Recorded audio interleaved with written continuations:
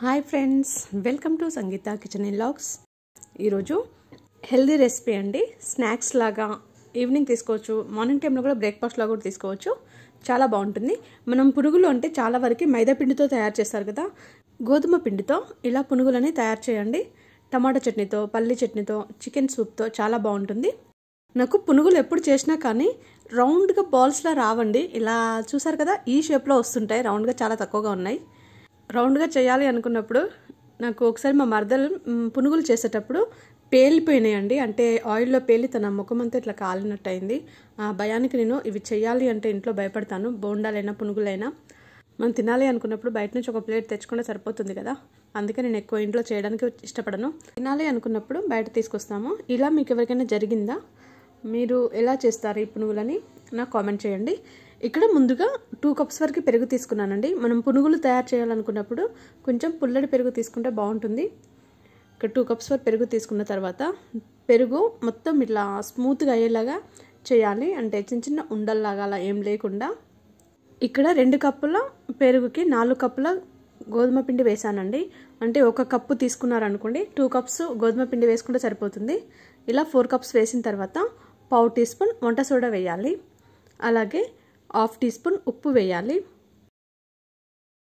వంట సోడా, ఉప్పు వేసిన తర్వాత మొత్తం కలపాలి. దీంట్లో కొద్దిగా వాటర్ వేసుకుంటూ కలుపుకోవాలండి. వాటర్ కొద్ది కొద్దిగా వేసుకుంటూ ఉండాలి, ఒకటేసారి వేయకూడదు.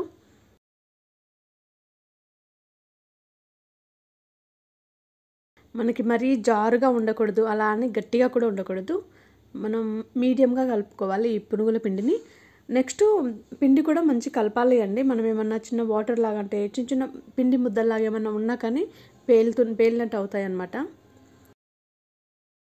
చూసారు కదా, ఇక్కడ చూపిస్తున్న విధంగా ఇలా కలిపి దీనిని 1 లేదా 2 గంటల వరకు నానబెట్టాలి. నానితే పర్ఫెక్ట్గా వస్తాయి మన పునుగులు. తర్వాత స్టవ్ పై కడాయి పెట్టి కడాయిలోకి డీప్ ఫ్రైకి సరిపడా ఆయిల్ వేయాలి. ఆయిల్ వేసి ఆయిల్ మీడియం ఫ్లేమ్లో పెట్టుకొని వేడి చేసుకోవాలి. అక్కడ ఆయిల్ వేడవుతున్నప్పుడు ఇక్కడ పిండిని మళ్ళీ ఒకసారి కలుపుకోవాలండి. ఇది నేను 2 అవర్స్ తర్వాత చూపిస్తున్నాను. పిండి మొత్తం ఇలా కలిపి ఇప్పుడు మనం పునుగులు వేసేటప్పుడు ఇక్కడ చూసారు కదా, ఇలా గిన్నెకి సైడ్కి ఇలా అనాలి. అని ఇలా వేయడం వల్ల మనకు కొంచెం షేప్ మంచిగా వస్తుంది. నాకు ఇక్కడ పేలుతాయేమన్న భయానికి నేను కడాయి దగ్గర ఉండి వేయడానికి భయపడ్డాను. ఇలా కొంచెం భయంతో వేశాను, అందుకే షేప్ అవుట్ అయింది. నెక్స్ట్ వచ్చేసి నా చేతికి కంకణం ఉందన్నమాట. దానికి చిన్న వాటర్ డ్రాప్ అలా పడిపోయింది ఆయిల్లో. ఆ టైంలో ఎలా ఉంటుంది, టపటపా పేలింది. అక్కడ నుంచి జంప్. చూసారు కదా, ఇక్కడ ఇలా వేసిన తర్వాత వీటిని 2 సైడ్స్ ఫ్రై అయ్యేలాగా కలుపుకోవాలి. అంటే ఇలా మిక్స్ చేస్తూ ఉండాలి. ఫ్లేమ్ని ఆయిల్లో పెట్టకూడదండి, మీడియం ఫ్లేమ్లో పెట్టుకొని వీటిని ఫ్రై చేసుకోవాలి.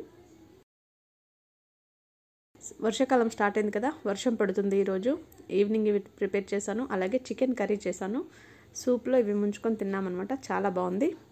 చూసారు కదా కలర్ఫుల్గా ఎంత బాగున్నాయో. టేస్ట్ కూడా చాలా బాగుంటుంది. మనకి మైదా కంటే గోధుమ పిండి యూజ్ చేయండి, బాగుంటుంది. సెకండ్ టైం కూడా వేసి మొత్తం ఫ్రై అయిన తర్వాత చూపిస్తున్నాను.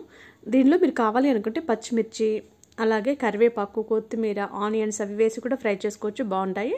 అలా చేయడం వల్ల ఎక్స్ట్రా టేస్ట్ ఉంటుంది, బాగుంటుంది. మీకు కావాలి అంటే అలా కూడా ట్రై చేసుకోవచ్చు. మన ఛానల్లో చాలా రకాల స్నాక్స్ రెసిపీస్ ఉన్నాయండి. వాటికి సంబంధించిన వీడియోస్ ఈ వీడియో లాస్ట్లో ప్లేలిస్ట్ పెడతాను. మీకు కావాలి అంటే చెక్ చేయండి. వీడియో వస్తే ఒక లైక్ చేయండి.